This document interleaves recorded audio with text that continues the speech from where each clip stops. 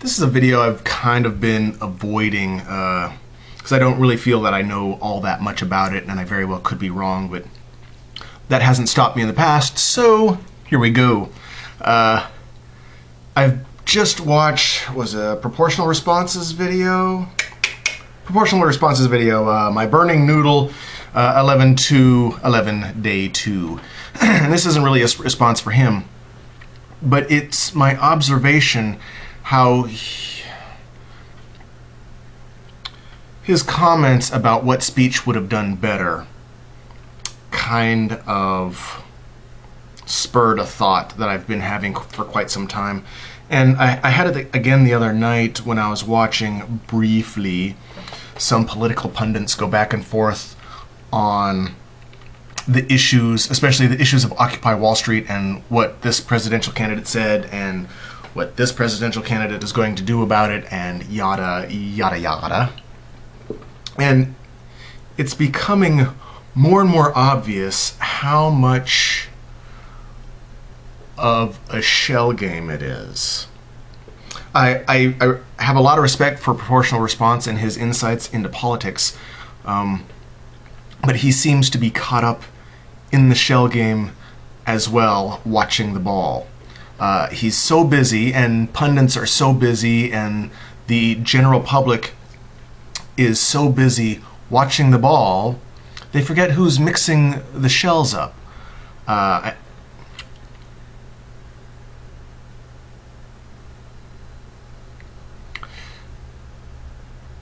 There's a lot of people saying how much Fox News and the mass media is downplaying Ron Paul, and that's a big thing.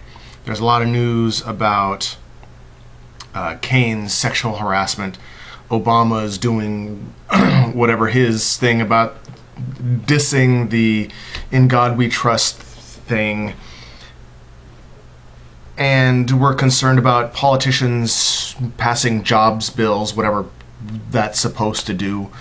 But when a president gets elected, or when any politician gets elected, they do exactly what the corporations want them to do.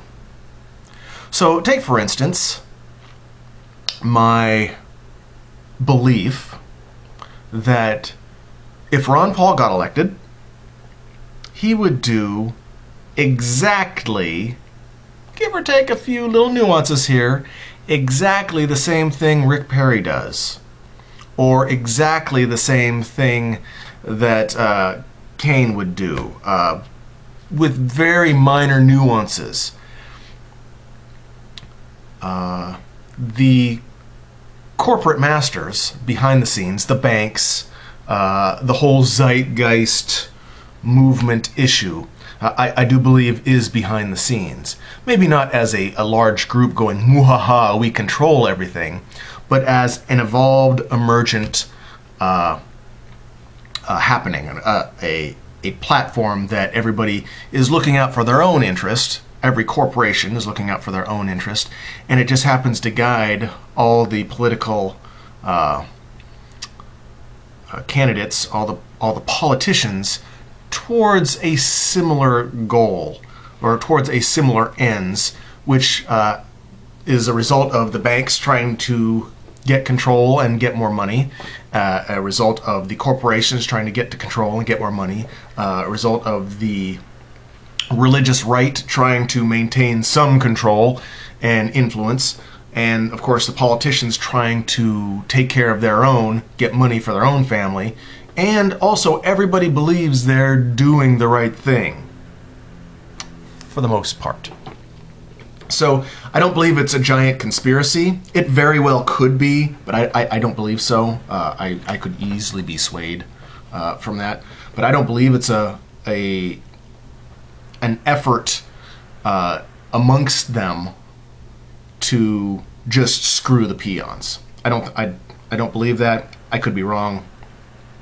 But every time I see somebody arguing about what speech would have done better for them, whose policy is better, who knows more about foreign policy, who knows more about American policy and civil rights, and who knows definitions, and I don't think there would be any difference if Michelle Bachmann got elected or Rick Perry got elected.